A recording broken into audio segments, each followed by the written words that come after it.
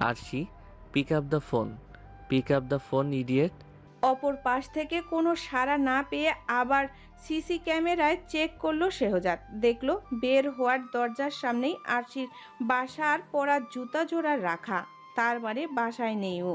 মানুষটার শুভ্র আনমনে স্পষ্ট চিন্তার ছাপ। সরু নাকের ডগায় বিন্দু বিন্দু শ্বেত কণিকার স্থান গড়েছে। এই এক মেয়ে আর কত ভোগাবে ওকে। কোন আক্কেলে যে ও মেঘটাকে এভাবে একা একা চলাফেরা করতে এলাও করলো। এখন যদি রুষার মতো আরশিও। হ্যালো শেজাদ। পুরুষালী কণ্ঠে বিভ্রম কাটল শেহজাদের। ঠান্ডা ঘামে কপালটাও ভিজে উঠেছে। সেটাকে সম্পূর্ণ উপেক্ষা করে বলল, Ayaan, I need your help buddy. একটা লোকেশন ট্র্যাক করতে হবে ফার্স্ট। ফোনের ওপাশের মানুষটা নড়ে চড়ে বসলো নিজের চেয়ারে। শেহজাদকে এতটা উদ্গ্রীব হয়ে কথা বলতে যে এই প্রথমবার শুনল ও। তুই শান্ত হ ভাই। কার লোকেশন ট্র্যাক করতে হবে আর কি হয়েছে? শেহজাদের উদ্ভ্রান্তের কণ্ঠস্বর শান্ত হলো না। আর না শান্ত হলো সে নিজে। বারবার রুষার হারিয়ে যাওয়া স্মৃতি যেন মস্তিষ্কে কুড়ে কুড়ে খাচ্ছে। সেভাবেই বলল, my wife Arshi, she is missing Ayaan and I need to find her at any cost. C class black Mercedes গাড়ির সর্বোচ্চ গতিসীমা ঘন্টায় 250 কিলোমিটার। সেখানে ব্রুকলিনের একটি রাস্তায় 300 কিলোমিটার গতিবেগে এটি চালাচ্ছে শেহজাদ। ওর পেছনে পেছনে আসছে আয়ান সহ পুলিশের একটি পুরো টিম। কিন্তু তারাও যেন শেহজাদের গাড়িকে ফলো করতে গিয়ে হাঁপিয়ে উঠেছে একটু পর পর। এত জোরে কেউ গাড়ি চালায়?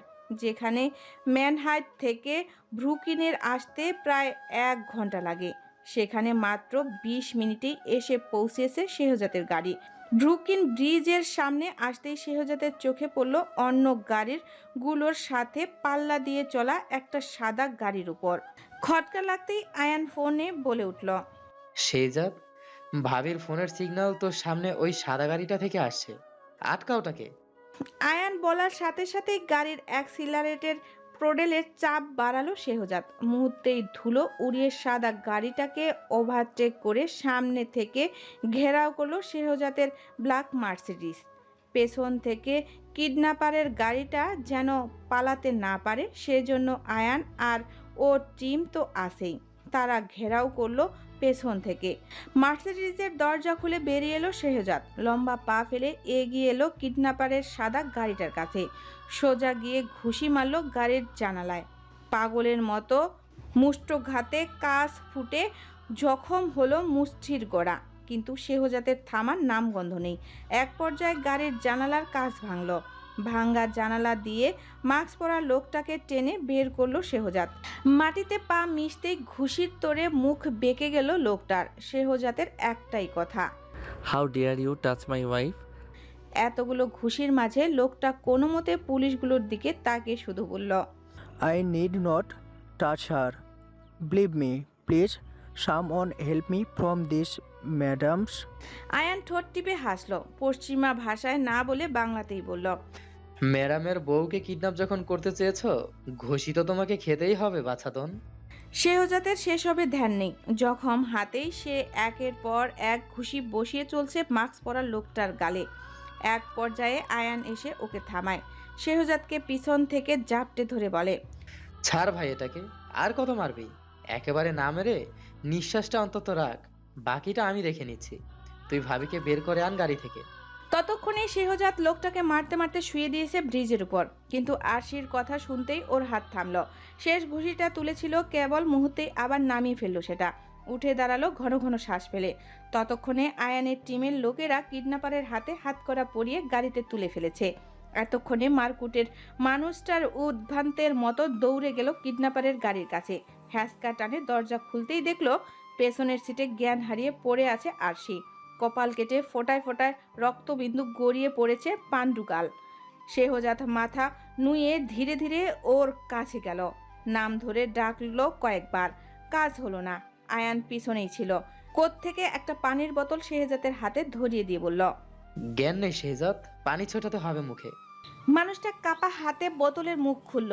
ঝুঁকে এসে আরশির মুখে পানি ছিটে দিতেই ধীরে ধীরে চোখ খুলল ও। চোখ খুলেই শেহজাদকে দেখে প্রথম দফাটা স্বপ্ন মনে হলো আরশির কাছে, এক অলৌকিক স্বপ্ন, যেখানে এখনই হয়তো শেহজাদ ওর গাল ছুঁয়ে বলবে, আরশি, ঠিক আছো তুমি? কিন্তু সত্যি সত্যি শেহজাদ যখন ওর গাল ছুলো অলৌকিক সেই স্বপ্নের মতো করে বলল। ঠিক আছো আরশি? তখনই চোখ জোড়া ভিজে উঠল অভিমানে। শেহজাদের দু হাতের ফাঁক গলিয়ে শুয়ে থেকে জড়িয়ে ধরল পুরুষালী চওড়া বুক, ফুপিয়ে ফুপিয়ে বলল, এত দেরি করলেন কেন আসতে? আমি কত ভয় পেয়ে গিয়েছিলাম জানেন আপনি? শেহজাদ জখম হাতেই আরশির মাথায় পেছনে হাত বুলিয়ে দিতে দিতে বলল। এই তো চলে এসেছি, এখন আর ভয় করবে না। আয়ান কেসে উঠল গাড়ির বাইরে থেকে, বলল, সব রোমান্স কি তোরা গাড়ির ভিতরেই সেরে ফেলবি? অন্তত বাসায় গিয়ে করার জন্য কিছু বাকি রাখ। আয়নের কণ্ঠ শুনে শেহজাদের বুক থেকে মাথা তুলল আশি। পরপর চোখ গেল শেহজাদের জখম হওয়া হাতের দিকে। আতকে উঠল মেয়েটা। রক্ত শূন্য মুখখানা আরও যেন ফ্যাকাশে হলো সহসা। পাতলা অধর নাড়িয়ে অস্পষ্টে বলল, আপনার হাত এতটা কাটা কি করে হলো এমন? কথাটা শেষ করতেই ওর ঠোঁটে তর্জনী ছোয়ালো শেহজাদ। গাড়ির ভেতরে বসে আলগোছে কোলে তুলে নিল আরশিকে। মেয়েটাকে তুলোর মতো হাতে জাগিয়ে বেরিয়ে এলো গাড়ি থেকে। শেহজাদ এখন যতটা শান্ত, আরশি ততটাই হতবুদ্ধি। বিস্ময়ের তোরে চোখ ছানা বড়া আর চোয়াল ঝুলে পড়ার জোগাড়। ও ওর জাম্বুবানের কোলে, তাও এত কিছু হওয়ার পর এটাও সম্ভব। শেহজাদ আরশিকে কোলে নিয়ে গাড়ি থেকে নামতেই আয়ান ওদের কাছে আসলো। কিছু পুলিশ এখনো দাঁড়িয়ে ওদের গাড়ির সামনে। লজ্জায় শেহজাদের বুকে মুখ লুকালো আরশি। ছি ছি, এতগুলো মানুষ দেখে ফেললো, এত বড় মেয়ে বরের কোলে উঠেছে। আরশি যতটা লজ্জা পাচ্ছে, আয়ান ঠিক ততটাই স্বাভাবিক কণ্ঠে শেহজাদকে জিজ্ঞেস করলো, তুই ড্রাইভ করতে পারবি না আমি এগিয়ে দেবো তোদের? শেহজাদ গম্ভীর কণ্ঠে শুধু বলল, পারবো। Beside, I need to talk to her alone. আয়ানের সোনালি চোখ জড়ায় দুষ্টুমির ছাপ স্পষ্ট। দু হাত উপরে তুলে ঠোঁট গোল করলো, টেনে টেনে বলল, ওকে, বিপদ যখন কেটে গেছে তখন আমি আর সেখানে থেকে কাবাব মেয়ে হাত দিয়ে হব না। পরপর কপালে সেলুট করার ভঙ্গিতে দু আঙ্গুল ঠেকিয়ে বিদায় জানালো। কিন্তু যাওয়ার সময় শেহজাদের কানে কানে বলল, আজ যদি চাচা টাচা হয়ে যায় খুব একটা অবাক হব না কিন্তু। আর সে কথাটা না শুনলেও শেহজাদ চোখ গরম দেখালো আয়ানকে। যেতে যেতে আবারও ফিস ফিস করে বলল, বেস্ট অফ লাক ভাই, আজকে প্রমাণ করে দে যে তুই আমার বন্ধু। আয়ানের কথায় এবার আর তেমন কোনো প্রতিক্রিয়া দেখালো না শেহজাদ। আরশিকে কোলে নিয়েই পা বাড়ালো নিজের গাড়ির দিকে। কাল বৈশাখী ঝড়ের আগে আশপাশ যেমন থম মেরে থাকে, তেমনি থম মেরে আছে মানুষটা। বকাবকিও করছে না আরশিকে। এত ভালো কবে থেকে হলো এই লোক? নাকি আবার কোনো ঝড় ওঠানোর পূর্ব প্রস্তুতি নিচ্ছে মনে মনে? সেই ঝড় সামলাতে পারবে তো আরশি? ইডিয়ট, কোনো কমন সেন্স নেই। এই বুদ্ধি ধার করে এসেছো তুমি অ্যাব্রোড পড়াশোনা করতে? আরশি কিভাবে ওই কিডন্যাপার লোকটার খপ্পরে পড়েছে সেটা শুনেই কথাগুলো বলল শেহজাদ। ফর্সা মুখশ্রীতে স্পষ্ট বিরক্তির ছাপ। পারে তো গাড়ি থেকে এক্ষুনি ছুঁড়ে ফেলে দেয় মেয়েটাকে। হঠাৎ করে শেহজাদের অমন কড়া কড়া কথায় এইটুকু মন ভেঙ্গে চুরচুর হয়ে গেল আরশির। শাহ গাড়িতে ব্রুকলির ব্যস্ত রাস্তায় ছুটছে ওদের গাড়ি। জানালা দিয়ে ফুরফুরে হাওয়া এসে ভিড়ছে আরশির খোলা চুলে। এলোমেলো উঠছে সেগুলো। মেয়েটা এক হাতে কিছু চুল কানের পেছনে গুজল, বুকে চিবুক ঠেকিয়ে মিহি স্বরে বলল, আমি ধার করে কেন আনবো বুদ্ধি? ও, তার মানে কিডন্যাপারের গাড়িতে নিজের বুদ্ধিতে উঠেছিলে? আপনি কিন্তু আরশির ক্ষীণ প্রতিরোধ শুনতে পেল না বোধহয় শেহজাদ। অমন ভাবেই বলল, এরকম জানলে আমি ভুলেও তোমাকে বাঁচাতে আসতাম না। তুমি আসলে বয়সে বড় হয়েছ আরশি। হাব ভাব এখনও ছোটবেলার মতোই রয়ে গেছে তোমার মাথায়। একটুও বুদ্ধি নেই। যেখানে মানুষ একা বাসে ওঠার সাহস পায় না, সেখানে উনি গেছেন অচেনা একটা মানুষের গাড়িতে উঠতে। আমি সময় মতো না আসলে তো আরেকটু পরই হাত পা কিডনি সব ভাগাভাগি হয়ে যেত। ভাগাভাগির কথা শুনে ঠোঁট উল্টালো মেয়েটা। কথায় ভেবেছিল এই বুঝি জাম্বুবনটা ডিপজল থেকে মান্না হয়ে গেল, আর বুঝি বকবে না আরশিকে। মাথাটা বুকের সাথে মিশিয়ে ড্রাইভ করতে করতে বাসায় নিয়ে যাবে। তারপর ভালোবাসার চাদরে মুড়িয়ে রাখবে সারা দিন। কিন্তু আরশির ভাবনায় এক বালতি পানি ঢেলে দিয়ে লোকটা কি করলো, খ্যাক খ্যাক করা শুরু করলো। এখনও বুঝতে পারছে কেন জাম্বুবানটা যখন হাত নিয়েও তখন একা ড্রাইভ করতে পারবে বলেছিল। মেয়েটার চোখ ছোট ছোট করে মনে মনে 2 হাত কোমরে রেখে বলল, ওরে জাম্বুবানের ঘরে জাম্বুবান, এই ছিল তোর মনে? আমায় ভুলিয়ে ভালিয়ে গাড়িতে তুললি, এখন বকাবকি করবি বলে? তুই জানিস আর একটু হলে তো আমার প্রাণটাই চলে যাচ্ছিল ওই কিডন্যাপারের হাতে। আর কার জন্য যাচ্ছিল? তোর জন্যই তো। শেহজাদ স্টারিং হুইল ঘুরাতে গিয়ে রিয়ার ভিউ মিররে তাকালো। নীলাভ চোখ জোড়া খুব সন্তর্পণে দেখলো মেয়েটার রাগে কটমট করতে থাকা চোয়াল, পাংশুটে মুখখানা লাল হয়ে ফুসছে। শেহজাদ মুখের দুর্ধর্ষ হাসিটা আড়াল করে আবার কণ্ঠে গাম্ভীর্য এনে বলল, আজ যদি কোনো খারাপ কিছু ঘটতো তাহলে সেটার দায়ভার কাকে নিতে হতো? অবশ্যই আমাকে। আঙ্কেল আন্টিকে আমি কি জবাব দিতাম তখন? এবারটায় মুখ খুলল না আরশি, কিন্তু মনে মনে শেহজাদের 14 গোষ্ঠীকে এক একটাকে ধরে ধরে বকে দিল এই ছেলের মুখে ছোটবেলায় মধুর বদলে করলার রস দেওয়ার জন্য। এই যে আরশির কপাল কেটে গেছে, কই সেটা তো একবারও নজরে পড়ল না লোকটার। না একটু ফু দিয়ে দিল সেখানে, না একটু আদর। কিন্তু বোকা দেওয়ার বেলায় এক পায়ে খাড়া। ম্যানহাইট থেকে ব্রুকিন যেতে যতটা সময় লেগেছিল শেহজাদের তার চাইতেও যেন দ্রুত এসে পৌঁছালো ওদের অ্যাপার্টমেন্টের সামনে। দুজন একসাথে বাসায় ঢুকলেও শেহজাদ আরশিকে বসার ঘরে ফেলে রেখেই ধূপধাপ পা ফেললো নিজের ঘরের উদ্দেশ্যে। আগের থেকেও মনটা খুব করে খারাপ হলো আরশির। ভাবলো এই বুঝি আবার শুরু হয়ে গেল লোকটার ডিস্টেন্স মেনটেন করার বাতিক। মৃদু কালো চোখ জোড়া মেঘাচ্ছন্ন হলো নিমিষেই। সেখান থেকে ঝুপ করে এক পশলা বৃষ্টি নেমে ভিজিয়ে দিল নরম গাল। যতবারই আঁকড়ে ধরতে চাইবে ততবারই কি লোকটা এভাবে পালাই পালাই করবে? বেশ, তাহলে এখন থেকে আরশিও শক্ত হবে। আত্মসম্মান ওরও আছে, শুধু শুধু কেন একটা লোকের অবজ্ঞা সহ্য করবে ও? হাতের উল্টো পিঠ দিয়ে চোখের পানিটুকু মুছতে মুছতেই ভাবলো মেয়েটা।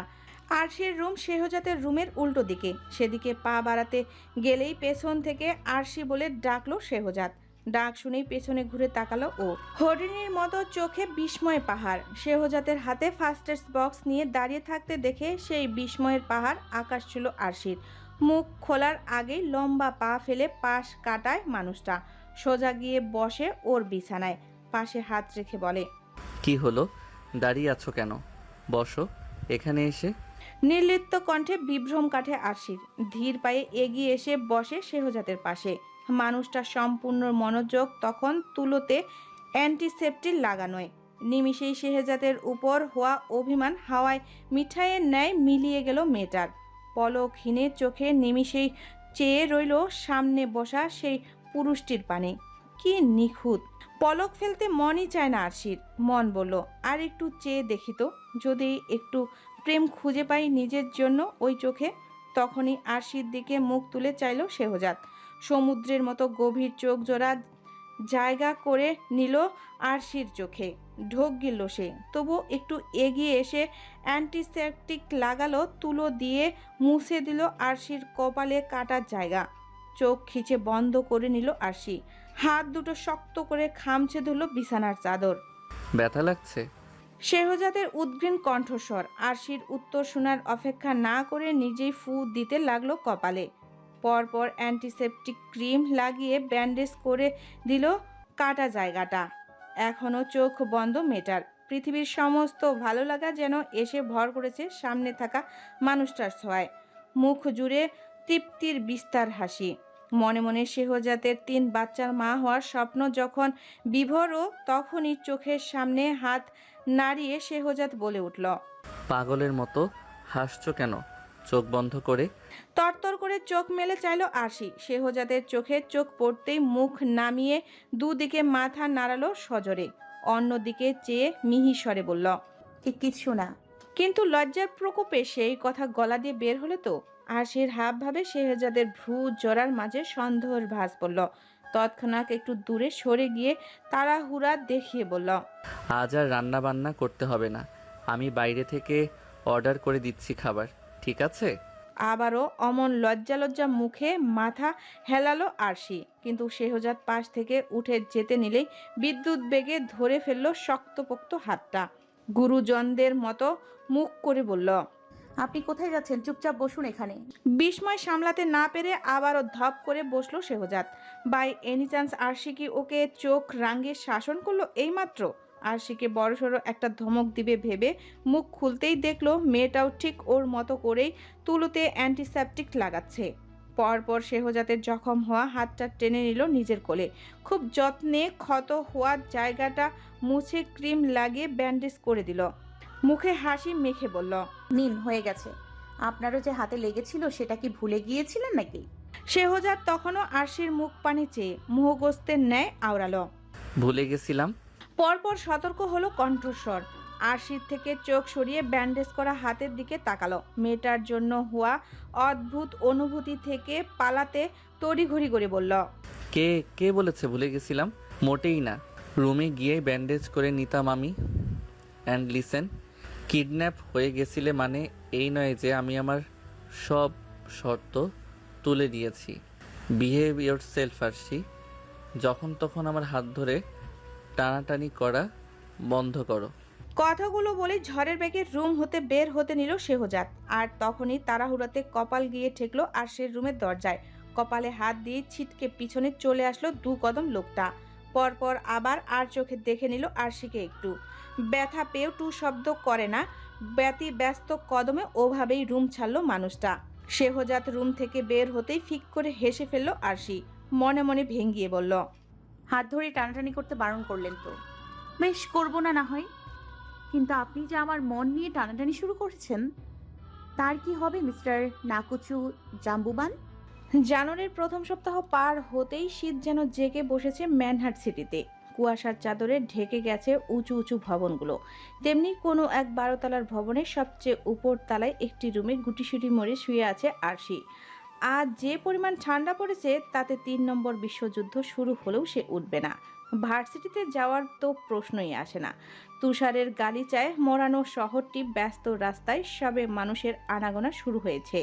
তাড়াহুড়ায় পা ফেলছে যে যার গন্তব্যে। সেখানেই দেখা মিলল শেহজাদের। কালো হুডি আর ট্রাক প্যান্ট পরে পুরো দোস্ত জগিংয়ের জন্য প্রস্তুত সে। সাথে আরও একটা কাজ বাকি, পুলিশ স্টেশন থেকে আরশির মোবাইল আর ব্যাগটা নিয়ে আসা। নয়তো মেয়েটা আজ ভার্সিটি যাবে কি করে। আরশির ঘুম ভাঙলো 7টার দিকে। আর মোড়া ভেঙে উঠে বসতেই বুঝলো ঘুম আসলে ভাঙেনি, ভাঙানো হয়েছে। রুমের দরজার বিকট শব্দে কড়া নেড়ে ওর এত স্বাদের ঘুমটা ভাঙিয়েছে শেহজাদ। আরশি আধ বোঝা চোখে টপ টপ হাই তুলছে। দরজা খোলার জন্য উঠতে গেলেই যেন পা জড়িয়ে ধরছে এক রাশ অলসতা। তবুও ঢুলতে ঢুলতে উঠল মেয়েটা। বাবুই পাখির বাসা হয়ে থাকা চুলগুলো চোখের উপর থেকে সরিয়ে দরজা খুলতেই যেন বিদ্যুৎ খেলে গেল কিশোরীর শরীরে। সদেব স্যুট প্যান্ট পরা একটা সুদর্শন পুরুষের রূপে হোঁচট খেল দৃষ্টি। দুম করে রন্দে এসে ভিড়ল পারফিউমের কড়া গন্ধ। মুগ্ধ নয়নে মনে মনে আওড়ালো, আজ তো জাম্বুবানটাকে পুরো ভ্যানিলা ওয়াফেলের মতো লাগছে। হাইটাই সব উড়ে গেল আরশির। লোভাতুর দৃষ্টি তখন সম্মুখ পানে দাঁড়িয়ে থাকা শেহজাদের উপর। ব্যায়াম করা সুঠাম দেহ আর ফুলে ফেপে থাকা বায়োপসির ঢাকা পড়েছে শুভ্র শার্টের অন্তরালে। নিরেট মুখবয় থেকে যেন ঠিকরে বের হচ্ছে আত্মবিশ্বাস। আর সেখানে আরশি ওরকম পাগলের মতো দাঁড়িয়ে। এক পায়ের প্লাজোটা পর্যন্ত হাঁটুর উপরে উঠে আছে। এটা মানা যায়। তড়িঘড়ি প্লাজো নামিয়ে সোজা হয়ে দাঁড়ালো মেয়েটা। নিজেকে মানুষটার সামনে বেমানান লাগছে খুব। মনে মনে কয়েক দফা মরেও গেল এমন পরিস্থিতির শিকার হয়ে। তবে সেসব খুব একটা পাত্তা দিল না শেহজাদ। এমনভাবে ওর দিকে নতুন টোট ব্যাগটা এগিয়ে দিল যেন এটা রোজকার ঘটনা। কণ্ঠে মাত্রাতিরিক্ত সাবলীলতা মিশিয়ে বলল, তোমার পুরনো ব্যাগটা দেখলাম ছিঁড়ে গেছে, তাই নতুন আরেকটা আনিয়েছি। নোটবুকগুলো এর ভিতরেই আছে, দেখে নিও কিছু হারিয়ে টারিয়ে গেল কি না। আশির ধ্যান জ্ঞান আবার খেই হারালো শেহজাদের প্রশংসায়। মানুষটা এত ভাবে ওর জন্য। সেখানে কোন নোটবুক আছে, কোনটা খোয়া গেছে সেটা থোড়াই কেয়ার করবে ও এখন।